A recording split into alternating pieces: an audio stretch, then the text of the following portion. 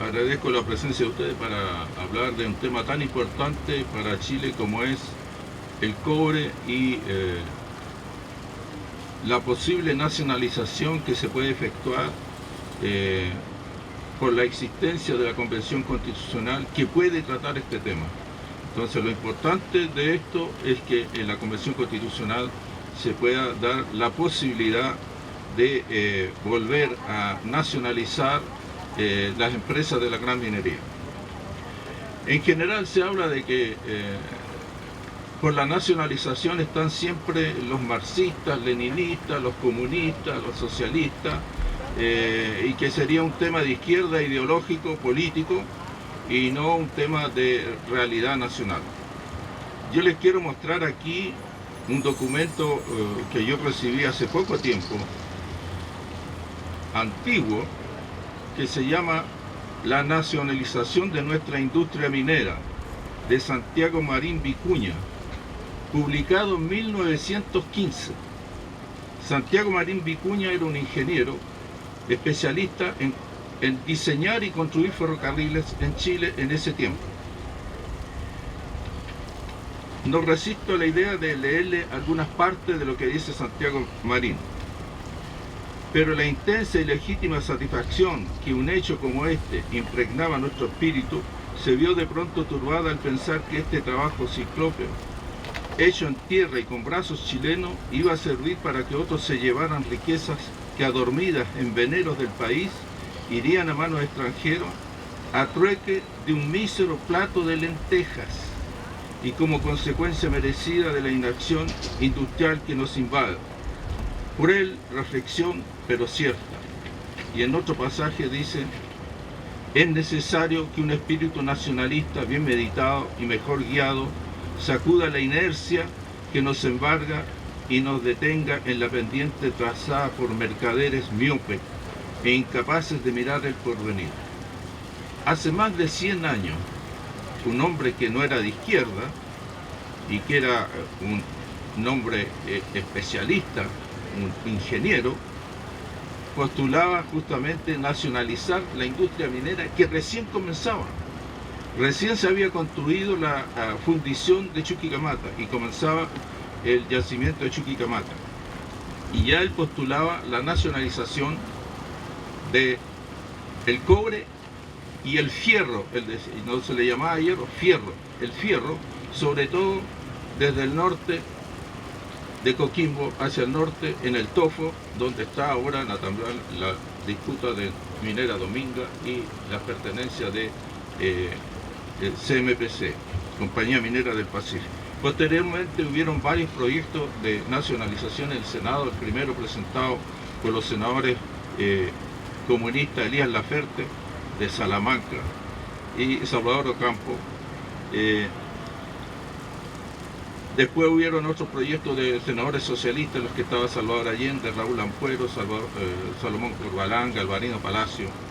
E incluso en el año 65 un proyecto de un senador del Partido Liberal, que es lo que podríamos llamar hoy día Renovación Nacional, que quería nacionalizar las empresas de la gran minería, pagándole como indemnización solamente el valor libros de esas empresas. Y la nacionalización total que hizo Salvador Allende en 1971 con el apoyo total del Congreso Nacional. No hubo un solo voto en contra. Eso es muy importante, porque el año 75 el golpe de Estado se dio, una de las razones precisamente era la nacionalización de la gran minería, y había que devolver las empresas nacionalizadas a los norteamericanos, que eran todas empresas norteamericanas. Y por eso presentaron un proyecto a la Junta Militar para privatizar las empresas nacionalizadas, que eran 5, que no era Codelco todavía, porque eran 5 las empresas nacionalizadas, y ahí en la Junta Militar, principalmente el almirante Merino se opuso, diciendo una de estas cosas. Parecía, yo no tendría que estar leyendo para eso. La nacionalización se hizo por la unanimidad del Congreso Nacional. El pueblo lo vivió como un verdadero triunfo. Nosotros vamos a dejar las cosas como están. Mientras estemos nosotros, la nacionalización sigue adelante. Y de ahí para adelante, la Junta Militar dictó varios decretos, uno de ellos el 1350, que creó Codelco y agrupó todas las empresas nacionalizadas en una sola Corporación Nacional del Cobre de Chile. Dictó otras leyes que creó Cochilco, y quizás la más importante fue el DL 1530, que dispuso que el 10% de las ventas de Codelco irían directamente para el armamento de las Fuerzas Armadas. Entonces, quien quisiera privatizar Codelco posteriormente se encontraría enfrente con las Fuerzas Armadas. Por eso nunca más hubo alguien en tiempo de la dictadura que quisiera privatizar Codelco.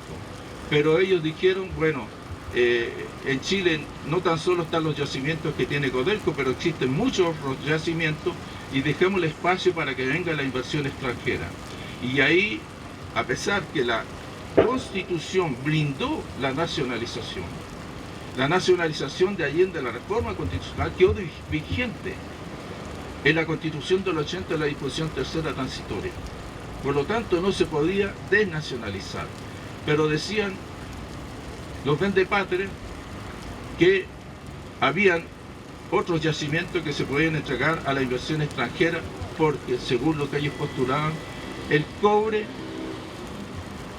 no va a tener validez dentro de 20 años. Y por eso es necesario que vengan ahora las empresas extranjeras a explotarlo luego, para que los chilenos tengamos, por lo menos en estos 20 años, los retornos del cobre. Imagínense que ya han pasado más de 40 años y el consumo de cobre no tan solo se ha triplicado desde esa fecha, sino que va a seguir aumentando justamente por la electromovilidad.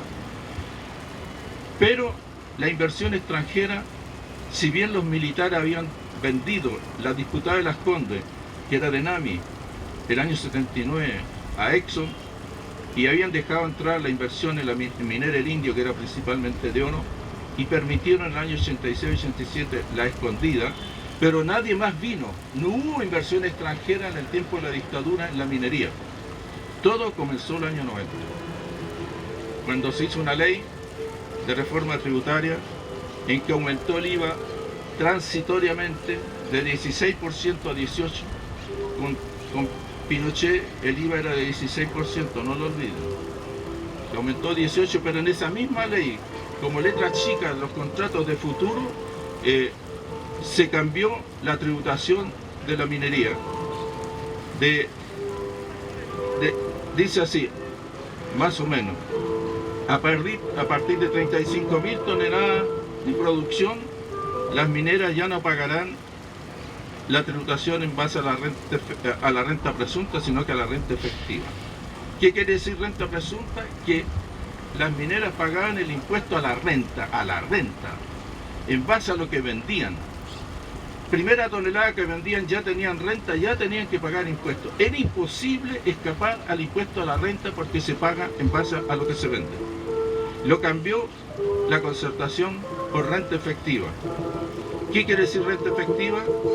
Que si las empresas tienen o declaran utilidades o ganancias, pagan impuestos. Si no lo declaran, no pagan impuestos. ¿Qué hicieron las mineras? Nunca más pagaron impuestos porque siempre declararon pérdidas hasta el año 2004. Y por eso que nosotros necesitamos nacionalizar hoy día las empresas mineras. Porque se han llevado alrededor, y digo porque es difícil saber cuánto exactamente se han llevado, porque nadie controla, la aduana no tiene capacidad de controlar la exportación de concentrado, tampoco controla la cantidad de astillas de madera o madera en bruto que se exporta en el sur. Entonces ellos pueden declarar lo que quieran, pero se han llevado alrededor de 100 millones de toneladas de cobre, más el molibdeno, el oro, la plata, el cobalto, las tierras raras, etc. Yo saco la cuenta solamente tomando a $3 el precio del cobre, que es el precio real de los últimos 15 años, serían alrededor de 900.000 millones de dólares. 900.000 millones de dólares. Eso alcanza para construir 14.600.000 casas de 40 millones de pesos, y eso que esta cuenta yo la saqué hace como 3 meses cuando el dólar costaba como 30 o 40 pesos menos que ahora. Esa es la diferencia de lo que importa la nacionalización para el país de la gran minería del cobre y las razones económicas, financieras por las cuales las tenemos que nacionalizar. Pero existe otra razón importante, que es que nosotros no podemos obligar a la empresa minera extranjera, ni a ninguna empresa extranjera, a ponerle condiciones a su inversión. Por ejemplo, no le podemos decir a las empresas mineras extranjeras, ustedes tienen que fundir y refinar el cobre en Chile o elaborarlo. No le podemos decir en el litio a Soquimich y Albemarle, ustedes tienen que industrializar el litio en Chile, porque se opone el Tratado de Libre Comercio con Estados Unidos y con Canadá. Pero también en una disposición transitoria de la Constitución se puede nacionalizar actualmente las empresas de la gran minería. Y así podríamos nacionalizar las empresas de la gran minería, la Convención Constitucional. Porque de los candidatos presidenciales no hay ninguno salvo Artés. Pero Artés no tiene ninguna posibilidad de salir. Pero él sí que está proponiendo la nacionalización del cobre, pero ni Boris ni Jasna Proboste, a lo mejor Kast, no he leído el programa de Kast, a lo mejor Kast no está proponiendo la nacionalización, como es nacionalista también. Bueno, es decir, solo podemos tener esperanza en la Convención Constitucional que se pueda nacionalizar la empresa de la gran minería. Decir que sería necesario que todos saliéramos de aquí con la tarea que cuando se produzca esta posibilidad de juntar firmas para pedir a la Convención Constitucional la nacionalización de la gran minería, todos salgamos aquí con la idea que vamos a tener que colaborar a juntar las firmas para nacionalizar nuestra gran minería.